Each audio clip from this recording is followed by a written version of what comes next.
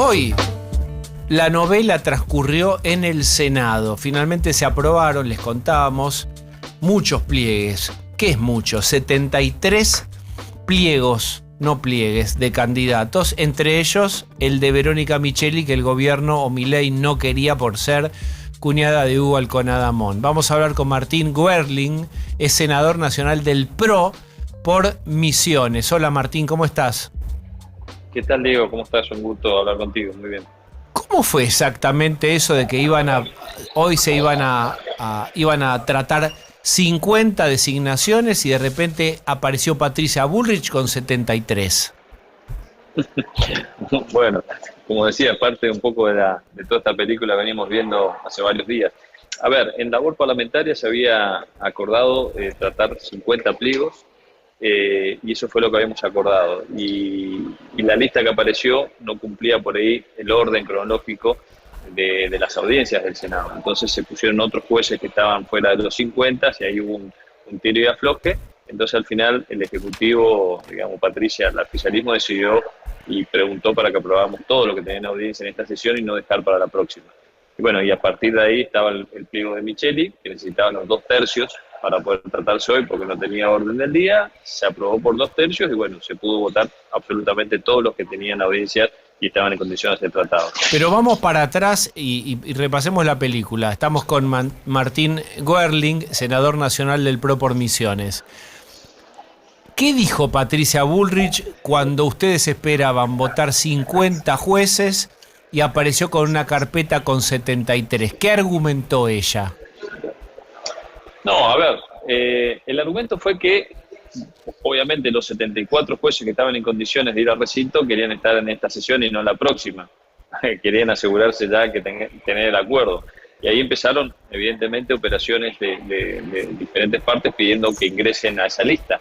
Y entonces se hacía difícil lo que argumentó poder cumplir a todos y dejar afuera a otros. Entonces lo que propuso es, bueno, en vez de dejar para la próxima otros pliegos, metamos todos ahora.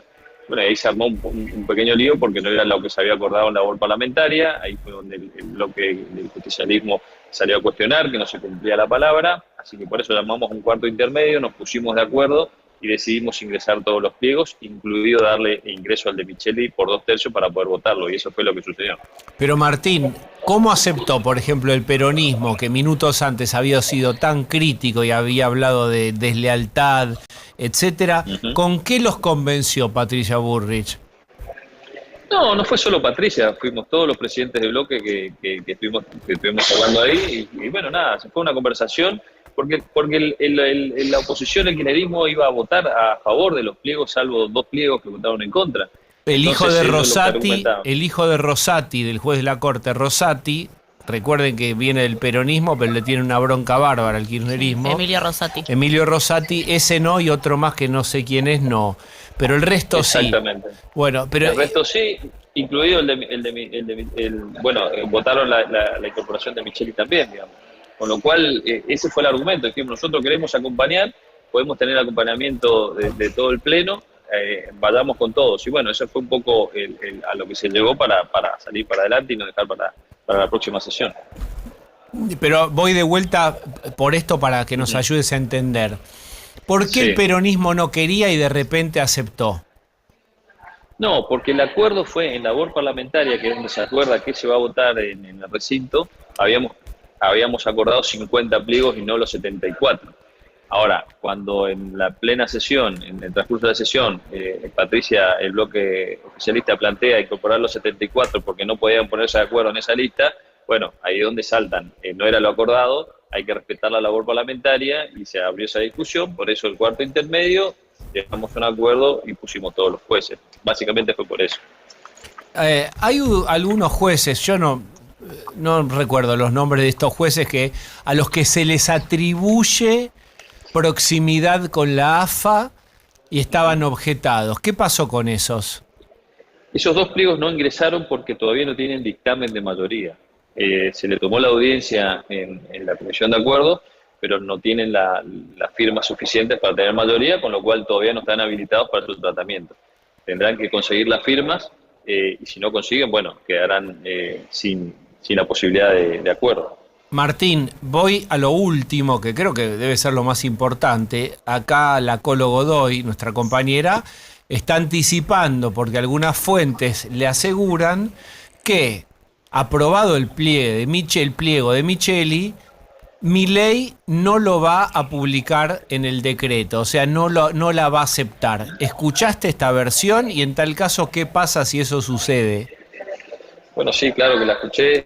Si el presidente insiste en no darle el decreto para que sea jueza, bueno, no podrá asumir, digamos. Esto ya ha pasado en otras circunstancias, ¿no? ¿En qué Ahora, circunstancias pasó? en otros mandatos o en otros jueces que el gobierno no le dio el decreto que la habilita después del acuerdo del Senado. A ver, me parece que si el presidente insiste en eso, me parece, bueno, un error más de lo que está viniendo, de lo que está haciendo. Fíjense lo que pasó y nosotros, bueno, yo desde el primer momento dije que íbamos a acompañar al pliego, me pareció una barbaridad lo que estaban haciendo, y nada que ver la cuñada de un periodista con su idoneidad para jueza. Y Patricia termina absteniéndose para no votar en contra de su bloque.